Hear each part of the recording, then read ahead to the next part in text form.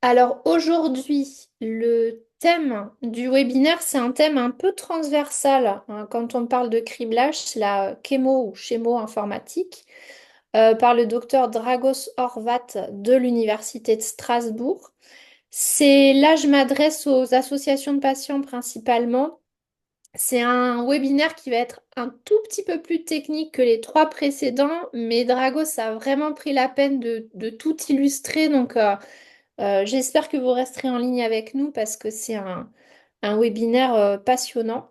Voilà, donc bonjour tout le monde. Merci de participer à cette brève indoctrination à la chémo-informatique. Voilà, dans le cadre de Chembio France, mais vous avez déjà sans doute vu cette diapo. Donc je ne vais pas m'attarder. Et ici non plus, on présente les phases de découverte du médicament. Donc la chémo-informatique, en effet, c'est un outil bien de découverte des composés chimiques, des petites molécules, et ça concerne la phase préclinique. Une fois que le médicament est aux mains de médecins, la chémo-informatique aura accompli sa tâche. Donc, euh, Laura m'a déjà présenté, donc voilà. Je suis comme le précédent présentateur Pascal Bonnet, un être hybride qui a connu la recherche académique et industrielle. Donc, ça tombe bien parce que les deux acteurs sont également importants dans la découverte des médicaments. Bon, passons aux choses sérieuses. Ça, c'est aussi une diapo piquée à Pascal qui a introduit le concept de chimiothèque, donc des collections de molécules de toutes sortes, académiques, industrielles, individuelles, combinatoires, virtuelles. Il y a beaucoup de molécules qui sont déjà synthétisées et qui existent en tant que telles, et il y a encore beaucoup plus de molécules théoriquement faisables. Et ben, parfois, on va regarder les chiffres dans la diapo, on peut envisager des chimiothèques de 10 puissance 20 composées. On estime que euh, l'univers de toutes les molécules de relevance pour la chimie médicinale est quelque chose entre 10 puissance 33 et 10 puissance 60. Vous voyez, c'est très précis comme estimation. Mais c'est une façon bling-bling de dire infini, quoi, en gros. Et voilà donc pourquoi la chémo-informatique. Évidemment, on va pas miser sur le faible humain pour gérer des collections de 10 puissance 20 molécules. Donc, on a besoin d'une infrastructure calculatoire. Et la présentation va se focaliser sur les deux aspects clés en informatique. Déjà, c'est une question de logistique. Donc, je dois gérer cette information chimique sans rien faire d'autre.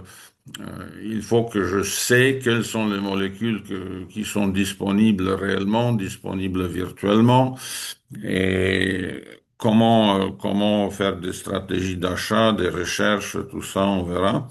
Et puis le deuxième volet, c'est l'aspect prédictif, où on utilise les modèles in silico pour prédire les propriétés moléculaires.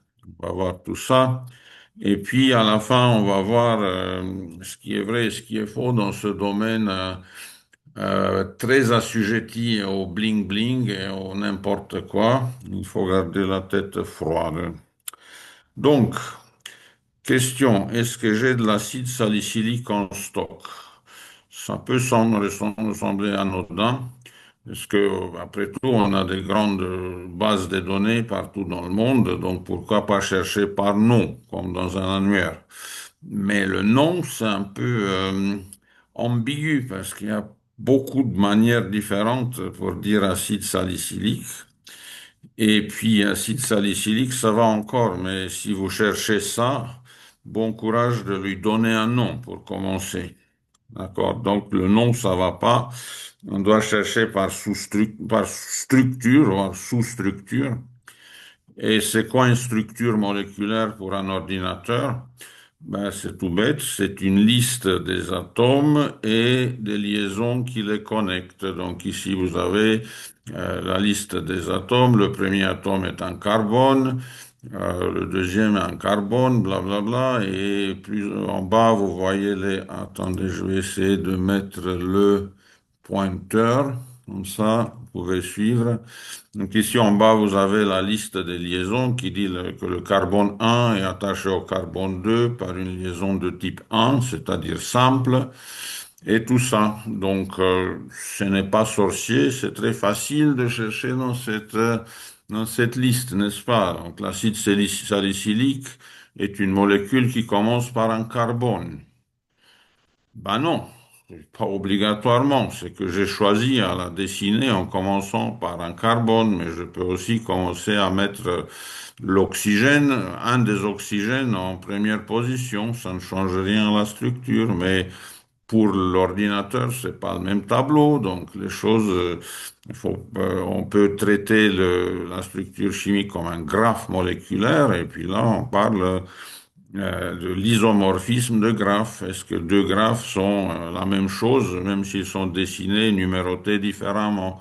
Donc, c'est pas si simple que ça. Bon, il y a des solutions, mais pire que ça, la structure elle-même est parfois sujet à l'ambiguïté, parce que vous voyez là ici. C'est le même acide salicylique, sauf que j'ai dessiné les liaisons simples doubles autrement. Alors, laquelle est la vraie? Ben, depuis qu'éculé, on sait que ça n'a pas d'importance, que tout ça, c'est des liaisons délocalisées. On fera mieux de les représenter comme un autre type spécial de liaison appelée liaison aromatique. Donc, voilà, ça, c'est là où la chimie fait son entrée dans ce monde. Les graphes, c'est pour les mathématiciens, mais les graphes purs, sans information chimique, feront pas l'affaire non plus. C'est pour ça que la chémo-informatique, il y a le mot chémo devant, et c'est très, très important. Il faut que la mathématique s'adapte pour capturer l'information chimique importante. Alors, justement, comment fait-on alors pour caractériser les molécules sans se soucier de l'ordre dans lequel elles ont été dessinées? Ben, on code les structures sous la forme d'empreintes moléculaires. Et par exemple, un exemple, on peut compter tous les sous-structures dans chaque molécule. Donc, on va se focaliser sur les séquences d'atomes. Ici, vous avez une séquence oxygène, carbone, carbone, carbone, blablabla, se termine avec un azote, et c'est vu une fois dans la molécule. De l'autre côté du cycle, il y a une autre séquence qui contient un deuxième azote, donc c'est pas la même chose. Par contre, dans l'autre molécule, on a la première séquence qui est présente deux fois et la deuxième séquence qui n'est pas présente. Donc, si je associe à chaque molécule un vecteur qui compte dans chaque case du vecteur de la liste des nombres combien de fois une séquence a été vue, ben, ceci caractérise ma molécule d'une manière objective.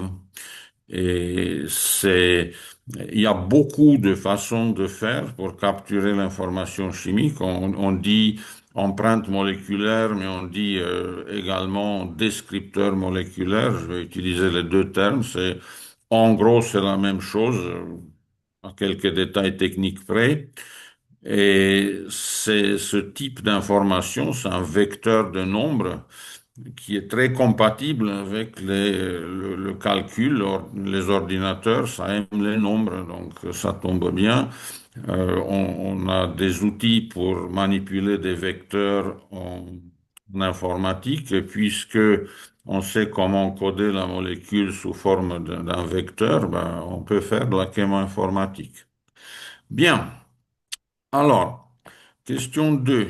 Quels sont si je suis un industriel, j'ai un stock de réactifs, je peux les coupler les uns avec les autres, et la question c'est qu'est-ce que je pourrais théoriquement obtenir à partir de ça?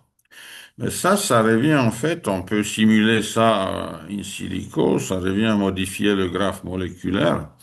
Donc, c'est des transformations tout simples du cut and paste selon des règles dictées par les chimistes. Exemple, acide carboxylique plus amine, ben, ça donne l'amide. Ça, on sait depuis les cours de chimie orga au lycée. Mais pour l'ordinateur, il faut tout lui dire. Point 1, tu détectes où se trouve le COH dans l'acide. Point 2, tu casses la liaison simple entre le carbone et l'oxygène. Point 3, tu détectes le groupe NH2 dans l'amine. Et puis on crée une liaison entre les deux et puis on représente la structure d'une manière un peu moins moche. Et voilà, on a énuméré les amides. Ici, il y a une faute, fallait voir R2 ici, bien évidemment. Voilà, donc ça, c'est la manipulation simple, l'énumération des produits, mais il y a tout un autre volet beaucoup plus profond qui est la synthèse assistée par ordinateur. C'est là où c'est la machine qui va chercher elle-même quelles sont les règles applicables aux réactifs et décider quels sont les réactifs susceptibles de former un produit donné. Il y a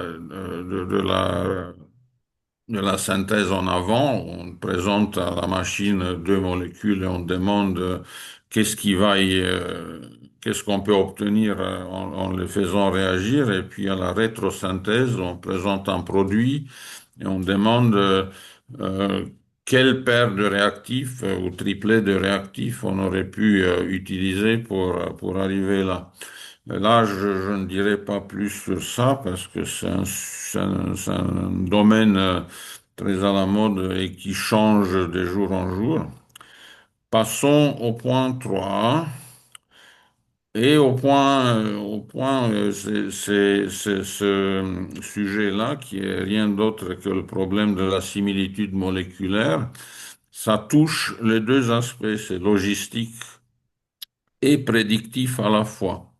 Alors, logistique, pourquoi? Parce que j'aimerais connaître les molécules que j'ai dans ma base pour acheter des molécules différentes, diverses, pour ne pas avoir de redondance dans la collection que je possède. Mais il y a un aspect prédictif qui fait que la similitude peut servir pour prédire la propriété des composés. Comment ça? Ben, sur la base du principe de similitude, qui dit que les molécules similaires auront des activités similaires. Alors, déjà, qu'est-ce que c'est deux molécules similaires? On n'est pas notre sens inné de la similitude. On dit que le bébé ressemble à la maman, ça va bien, mais on n'est pas évolué par Darwin pour décider si deux molécules sont similaires ou pas. Ben, ça tombe bien parce que on peut comparer les empreintes numériques et dire, voilà, deux molécules similaires sont des molécules qui ont des empreintes qui sont fortement covariantes. Et puis, bien sûr, pour que le principe de similitude soit vrai, ces empreintes doivent vraiment coder les aspects chimiquement relevants. Sinon, pour l'humain, c'est une idée farfelue. Deux suspects avec des empreintes digitales similaires ne commettront pas de crimes similaires.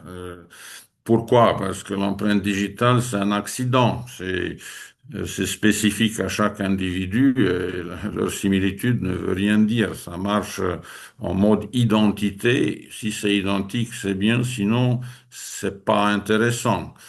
Il y a pas, ça marche pas non plus avec l'empreinte génétique. Ça s'appelle du racisme, Monsieur Zemmour. Il n'y a pas à ma connaissance, il n'y a pas d'empreinte caractérisant la quintessence d'un humain au point de dire que deux humains à empreintes similaires auront des comportements similaires. C'est pas étonnant, c'est déjà assez difficile pour les molécules de trouver des empreintes qui capturent bien leur nature euh, intrinsèque, intime, chimique, comme vous l'appelez. Alors, à quoi s'attendre? Bah, quand on a des empreintes adéquates qui capturent bien ce qu'il faut, c'est un principe de nature statistique. Ça veut dire que si j'ai un actif connu et je cherche ses 10 voisins, la probabilité d'avoir un autre actif parmi ces 10 voisins est plus grande que la probabilité de trouver un actif sur 10 molécules choisies aveuglément. C'est ça le principe. Par contre, il n'est pas du tout exclu de voir deux molécules presque identiques avec des propriétés divergentes, notamment des énantiomères. Les énantiomères sont quasi identiques, il n'y a que la chiralité d'un carbone qui change, et pourtant, ça peut avoir des effets biologiques très divergents, voire thalidomide, n'est-ce pas? Donc, c'est vrai, mais c'est rare. Et quand c'est rare et c'est choquant pour un humain, ben, ça fait toujours la une de la presse. Voilà.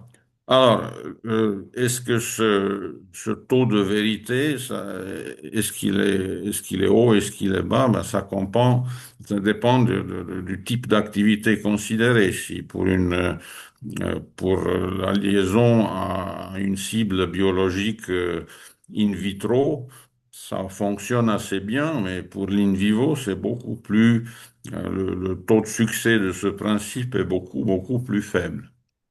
Voilà. Et puis attention à l'asymétrie de ce principe. Ce principe dit bien que si deux molécules sont structurellement similaires, elles ont une chance accrue d'avoir les mêmes activités. Ça ne veut pas dire que deux molécules qui ont la même activité sont forcément similaires. Pensez à la morphine et aux endorphines. Structurellement, l'un est un alcaloïde, l'autre c'est un peptide, ça n'a rien à voir en commun. Donc, ça marche pas dans ce sens-là. OK. Alors, un autre concept important ici, c'est la chémographie. On prend cette empreinte multidimensionnelle et on fait ce que les mathématiciens appellent une réduction dimensionnalité. Donc, on projette ce multivers à n dimensions sur une feuille de papier. On aplatit l'univers respectif et puis si on fait ça intelligemment, on va préserver les voisinages de l'espace initial. Ici, vous voyez une carte qui contient, donc sur laquelle on a projeté des molécules testées sur deux types de coronavirus, le alpha et le bêta. Et vous voyez qu'en effet, les molécules contre coronavirus alpha sont regroupées spontanément sur des îlots bien définis. D'habitude, il y a aussi des zones où ça se chevauche parfaitement. Ici, c'est deux îlots verts, c'est 50% alpha, 50% bêta. Donc, il y a une certaine promiscuité des molécules. Il y a des molécules qui agissent sur les deux souches. Et avec ça, on a une interprétation visuelle de ce principe de similitude. Bon, alors, qu'est-ce qu'on peut faire avec d'autres avec ça? Ben, du criblage virtuel, c'est-à-dire, j'ai un actif connu. Quelqu'un a publié une molécule ou mon espion a trouvé une molécule chez le compétiteur et j'aimerais voir si dans ma base de données, j'ai des molécules similaires. Donc, la base de données, elle est codée par les empreintes. Je vais faire de même pour le composé actif et je vais laisser la machine étudier la covariance de ces empreintes. Et ça va retourner une liste des plus proches voisins. Et après, c'est à l'humain d'évaluer ça parce que, euh, voilà, avantages et faiblesses. Ben, l'avantage, c'est notamment le fait que il suffit d'un seul actif pour commencer un tel calcul. J'ai un exemple d'actif, j'aille chercher ses voisins, c'est tout. Après, en fonction des empreintes utilisées, la similitude calculée n'est pas forcément conforme à la perception du chimiste. Regardez-moi ce composé de référence. Bon, c'est un tricyclique connecté à un cycle central aromatique, un linker et puis un autre aromatique. Ces deux molécules-là, les deux molécules à ma gauche, elles ont de toute évidence une similitude bien visible à l'œil nu. Le système tricyclique d'ici, ça correspond bien à ce que j'ai dans la référence. Bon, ici, c'est moins glorieux, mais j'ai un radical alkyle qui remplace ce cycle-là. L'autre exemple, c'est plus évident encore, et c'est tout simplement le pontage ici entre ces deux cycles qui manquent, donc c'est évidemment similaire. Mais pourquoi diable la machine m'a présenté ces deux autres structures qui, à première vue, n'ont rien en commun? En fait, si on superpose les structures, on se rend compte que c'est pas vrai, que en fait ce thiophène-là remplace bien le cycle aromatique dans la référence. Ici, la superposition est parfaite. J'ai deux cycles de chlorobenzène qui se superposent parfaitement. Puis ici, j'ai ce carbonyle qui est remplacé par un imidazole. Donc tous les deux sont des accepteurs d'hydrogène. Ici, pareil, il y a un oxygène qui remplace un azote. Ça va aussi parce que tous les deux sont des accepteurs d'hydrogène. Donc cette fois-ci, l'ordinateur a trouvé des choses qu'un humain n'aurait pas pu voir de manière évidente. Et ça, c'est un grand avantage. Et l'inconvénient dans tout ça, bah, il est ici. Regardez, il n'y a pas d'équivalence pour ce groupement-là. Il y a un groupement pyridyle dans la référence pour lequel on n'a pas d'équivalent dans notre candidat. Alors, est-ce que c'est grave? Ben, si le pyridyle participe à l'ancrage de la molécule à la protéine, alors c'est grave. Si au contraire il pendouille dans le solvant, c'est pas grave. Donc c'est ça la limitation de la recherche par similitude. C'est que quand on calcule la similitude, toutes les parties de la molécule sont égales. Mais en réalité, il y a certaines parties des molécules qui sont plus égales que les autres parce que, elles interagissent avec la cible. Et la question à répondre, c'est bon, lesquelles? Alors, comment est-ce qu'on peut répondre à cette question? Justement, par l'apprentissage des des motifs structuraux récurrents. Et ça s'appelle les relations quantitatives structure-propriété ou structure-activité. In English, QSPR, QSAR. Et ça marche quand? Ça, l'idée est simple. J'ai une série de molécules, j'ai un ordinateur, je calcule leur descripteur D ou les empreintes si vous préférez. Ça, c'est simple. Après, j'ai un copain biologiste qui prend certaines molécules et les teste. Donc, j'obtiens les activités expérimentales pour une série de molécules. Et j'ai cette matrice qui peut servir comme base pour l'apprentissage d'un modèle. Donc, je passe ça à l'ordinateur et je lui demande de me chercher des équations mathématiques qui arrivent à estimer la valeur de l'activité A en fonction des valeurs des descripteurs D1, D2, D3. L'idée la plus simple, c'est d'essayer une équation linéaire. Donc, dire, voilà, A peut être estimé comme une combinaison linéaire des valeurs des D. Euh, c'est de la régression multilinéaire, c'est bien connu, mais on peut faire aussi chercher des dépendances non linéaires par des réseaux de neurones, par des arbres de décision, par des modèles de voisinage. Euh, donc là, pas non plus le temps de rentrer dans les détails, mais une fois qu'on a calibré une telle équation, on fait quoi avec? Et on l'applique à toutes les autres molécules où les valeurs des descripteurs sont connues. Donc on fait au programme lire ces valeurs DI et il va estimer une activité. Donc, ensuite, le biologiste va pouvoir choisir spécifiquement les molécules prédites comme ayant la bonne activité qui nous intéresse. Voilà. Alors, où s'arrête l'apprentissage machine et où commence l'intelligence artificielle? On ne sait pas et franchement, on s'en fout. C'est une question de goût. Euh, à mon époque, quand j'étais jeune, même les régressions multilinéaires, on pouvait les vendre comme intelligence artificielle. De nos jours, il faut avoir des réunions et des réseaux de neurones à beaucoup de couches intermédiaires pour mériter ce titre. Mais sinon, rien n'a changé. C'est l'apprentissage machine, point à la ligne. Voilà. Et ça fait quoi? Comment ça fonctionne? Donc, voilà, on va disséquer un tel modèle. On a ici 10 molécules. Il y en a 5 actives et 5 inactives. Et 3 descripteurs.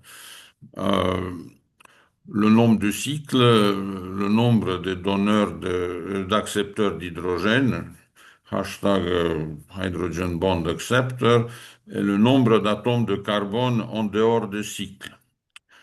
Et voilà, est-ce que ces descripteurs se corrèlent à l'activité? Mais si on regarde le nombre de cycles, euh, avec un cycle, j'ai 3 actifs, 3 inactifs. Avec 2 cycles, j'ai 2 actifs, 2 inactifs. Donc, bof, ça ne change rien. Le nombre de cycles n'est pas important pour comprendre si une molécule est de classe 1 ou de classe 0. Le nombre d'accepteurs d'hydrogène, ben, quand j'en ai peu, à 0 et à 1 accepteur d'hydrogène seulement, je trouve uniquement des molécules rouges, des inactives. Les actives ont toutes 2 accepteurs d'hydrogène, voire plus. Donc, ça veut dire que voilà, plus c'est mieux. Et pour le nombre de carbone extracyclique, bah, là, c'est l'inverse. Les actifs, ils en ont peu. Les inactifs, ils en ont beaucoup, beaucoup. Donc ici, ça veut dire moins c'est mieux. C'est comme ça que, on apprend la dépendance entre structure et propriété. Mais vous allez me dire, mais c'est un peu n'importe quoi, c'est de la simple corrélation. Et en effet, la machine fait à peu près la même chose que ce ivrogne qui dit, voilà, je consomme du vodka soda, martini soda et tous les autres. Et puis chaque fois, je suis ivre. Donc, la conclusion logique à tirer, j'arrête le soda.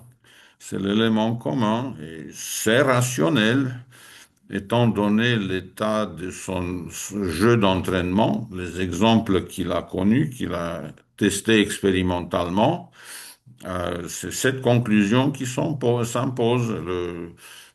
Son biais n'est pas dû au fait qu'il est ivre, son biais, il est dû au fait que, il n'a pas encore exploré assez d'états expérimentaux pour pouvoir tirer une conclusion plus logique. Mais il va finir par découvrir l'éthanol s'il ne meurt pas de cirrhose avant. Voilà, c'est ça, il n'y a rien de plus profond dans les modèles structure-activité, c'est des corrélations. Voilà. Alors, qu'est-ce qu'on peut faire d'autre? Plus que ça, plus que du machine learning, ben, on peut, par calcul, étudier comment les molécules interagissent avec les protéines cibles. Donc ça, c'est les simulations moléculaires, le docking ou la dynamique. Quel est le principe? Ben, le principe, c'est que pourquoi un médicament se fixe à une protéine? Parce qu'il existe une orientation relative qui fait que il y a une stabilisation énergétique forte euh, pour que le ligand tombe dans un minimum d'énergie en rentrant dans la poche, dans le site actif de la protéine. Alors, si on fait une simulation et on se rend compte que peu importe comment on oriente le candidat, il n'y aura pas de grandes interactions favorables avec la cible, ça veut dire qu'il ne va pas se lier. Donc, pas la peine de le synthétiser ou de le tester. Donc, comment on sait par contre quelles sont les intensités des interactions? On utilise des équations empiriques inspirées de la physique. Imaginez, vous prenez le modèle de la protéine, de la PDB, et puis vous regardez, normalement, ces interactions sont déclinées par paires d'atomes. Il y a le terme de Coulomb, le terme de Van der Waals, enfin, il y a des champs de force qui font interagir ces atomes. Et avec ça, on peut calculer l'énergie pour chaque géométrie, pour chaque pose relative donnée. Et puis on fait varier la pose, donc on tourne le ligand en présence de la protéine, on peut le tourner en tant qu'objet rigide, euh, on fait ça dans le docking, où on peut permettre la rotation interne autour de ces liaisons flexibles. On peut laisser chaque atome bouger selon les forces qui l'animent, comme en dynamique moléculaire, j'en passe. Ça, c'est pas le moment d'expliquer tout ça en détail. Par contre, il y a une question qui peut vous intriguer. Pourquoi diable, j'ai dit, c'est des équations inspirées de la physique? Pourquoi ne pas prendre tout simplement les équations de la physique, les équations officielles? Ben, c'est simple. Parce que le nombre de géométries à explorer est tellement immense que ces calculs deviennent vite infaisables. Même avec les équations simplifiées. Alors, si vous voulez appliquer la physique quantique à une protéine avec son ligand et le solvant qui les entoure, bon courage, le Soleil sera une géante rouge bien avant que les calculs soient terminés. Donc, on fait ce qu'on peut. Voilà. Alors, pour le dernier volet de la présentation, on va faire un quiz. On va poser une question, vous aurez un bouton du détecteur de bullshit à appuyer ou pas selon vos sentiments et connaissances. Première question, ou première affirmation. La informatique peut remplacer l'évaluation expérimentale. Vrai ou faux? Ah bah, bullshit. Évidemment, c'est hors de question que la informatique remplace l'expériment. Pourquoi? Parce que toute prédiction mathématique se base sur des approximations et c'est soit des corrélations statistiques, soit des modèles physicoïdes bien simplifiés. Donc, si vous croyez que une affinité calculée peut remplacer une affinité mesurée, c'est comme si vous vous contenterez de regarder un replay sur FIFA PlayStation d'un match plutôt que d'aller au stade. La réalité virtuelle n'est pas la réalité. Point. Donc voilà, les prédictions par QSPR, pareil, c'est des corrélations. C'est pas la corrélation n'est pas causalité, mais n'empêche, ça peut marcher, d'accord? Donc voilà, les méthodes physiques sont des victimes de sursimplification. Donc non, la chémo-informatique sert à prédire. Pourquoi? Pour se focaliser sur des molécules à tester. Et en fait, la vérité est que si le chémo-informaticien vous présente avec des 10 molécules prédites comme actives, vous en trouvez trois qui le sont vraiment. Donc, bof, 70% des prédictions sont fausses, et donc la chémo-informatique est une arnaque. Est-ce que c'est vrai ça? Ben non, c'est pas vrai non plus. Pourquoi? C'est vrai que prédire 3 actifs sur 10, c'est un grand succès, mais si vous n'auriez pas fait cette prédiction, vous aurez dû tester des centaines, voire des milliers de molécules pour trouver ces 3 actifs. Donc, vous avez synthétisé et testé uniquement 10 composés et pas 100.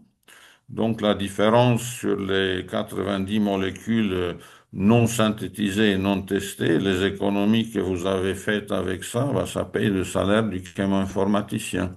C'est comme ça que ça marche. Après, c'est vrai que la chémo-informatique ne remplace pas les expériences, mais ça permet de concentrer l'effort expérimental sur les composés les plus prometteurs. Donc, c'est pour ça que c'est important. Troisième statement, la chémo-informatique et surtout la révolution de l'intelligence artificielle, euh, ça nous permet de trouver des relations cachées à l'humain. Ça, c'est vrai. Alors déjà, ces outils peuvent trouver des corrélations que nous aussi, on aurait pu voir si on aurait bien voulu passer notre week-end à regarder des millions de molécules.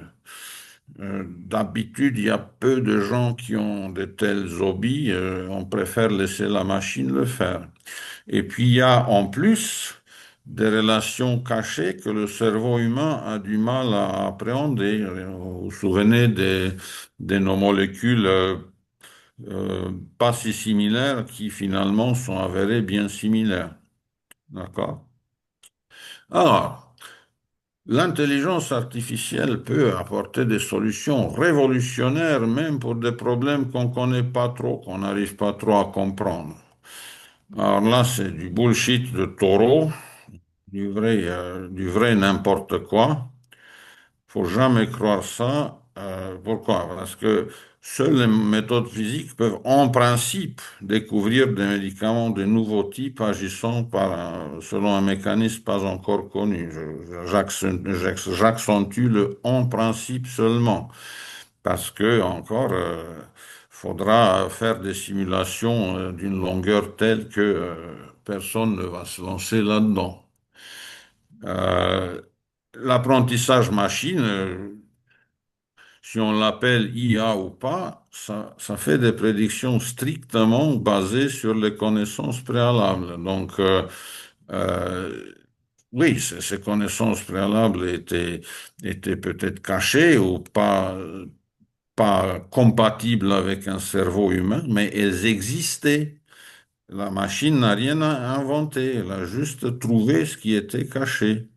Comme disait mon directeur de thèse, André Tartare à Lille, quand on optimise la chandelle, on ne va pas découvrir l'ampoule électrique. Donc, puisque l'IA se base uniquement sur les choses déjà connues, elle va trouver des combinaisons originales des patterns déjà connus, mais elle va jamais casser le paradigme pour trouver quelque chose d'inattendu. Voilà. Et puis, c'est vrai aussi qu'il y a maintenant des méthodes pour générer des structures moléculaires. Et là, oui, je dois admettre que l'IA est très originale. Ça génère des structures moléculaires tellement originales que si on les montre aux chimistes, ils commencent à pleurer parce que, il est hors de question de se lancer dans la synthèse de tels monstres. Et puis, de toute manière, ces molécules, on ne sait pas trop comment les prédire parce qu'elles sont hors domaine d'applicabilité des modèles prédictifs qui sont basés sur des molécules, disons, classiques.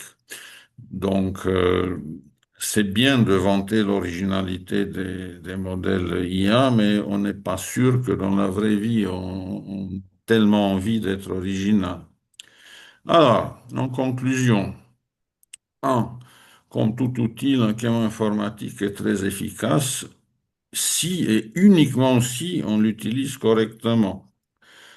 Elle peut trouver du savoir caché mieux que l'humain, mais ceci implique l'existence préalable d'une masse critique de données brutes où ces connaissances sont cachées.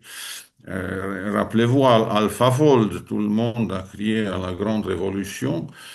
Oui, c'est AlphaFold, c'est un progrès immense, mais AlphaFold a été conçu au moment où les cristallographes ont à peu près fait le tour de toutes les familles de protéines importantes en biologie. Donc, puisqu'il y a maintenant des exemples dans la PDB pour chaque famille de protéines à laquelle on peut se frotter, ben, l'apprentissage va marcher, AlphaFold va marcher. Euh, il y a 20 ans dans le passé, la même technologie AlphaFold aurait eu zéro chance de succès parce que tout simplement, il n'y avait pas assez de données pour l'entraîner. Alors, toutes les propriétés sont pas aussi facilement prédictibles. Le rêve de dessiner une structure à l'écran et que la machine vous dise ceci peut traiter le diabète, vous oubliez ça tout de suite, ça ne marchera jamais. Pourquoi? Rappelez-vous le principe de similitude. Supposons que nous avons des modèles qui sont euh, corrects à 80%, ce qui est immense. Donc, vous pouvez prédire si la molécule va se lier à la cible 1 avec une fiabilité de 80%. C'est bien.